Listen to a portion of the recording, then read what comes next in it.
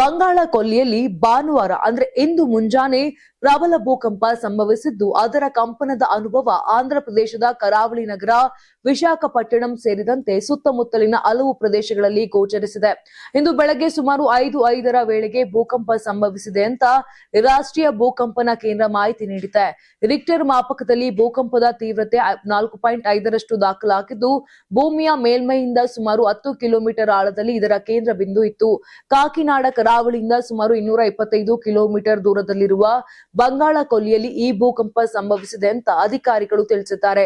ಭೂಕಂಪದ ಪರಿಣಾಮವಾಗಿ ವಿಶಾಖಪಟ್ಟಣಂನ ಎಂವಿಪಿ ಕಾಲೋನಿ, ಗಾಜುವಾಕ, ಸಾಗರ್ ನಗರ, ಪೆದವಾಲ್ತೇರು ಸೇರಿದಂತೆ ಹಲವು ಪ್ರದೇಶಗಳಲ್ಲಿ 2 ರಿಂದ 4 ಸೆಕೆಂಡುಗಳ ಕಾಲ ಭೂಮಿ ಕಂಪಿಸಿದ ಅನುಭವವಾಗಿದೆ. ಇನ್ನು ಮುಂಜಾನೆ ನಿದ್ರೆಯಲ್ಲಿದ್ದ ಜನರು ಆತಂಕಗೊಂಡು ಮನೆಗಳಿಂದ ಹೊರಗೆ ಓಡಿ ಬಂದಿದ್ದಾರೆ.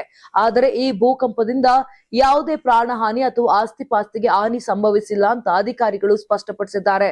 ಸದ್ಯ ಪರಿಸ್ಥಿತಿ ಸಂಪೂರ್ಣ ನಿಯಂತ್ರಣದಲ್ಲಿದ್ದು, ಮುನ್ನೆಚ್ಚರಿಕೆ ಕ್ರಮವಾಗಿ ಅಧಿಕಾರಿಗಳು ಪರಿಸ್ಥಿತಿಯ ಮೇಲೆ ನಿಗಾ ವಹಿಸಿದ್ದಾರೆ.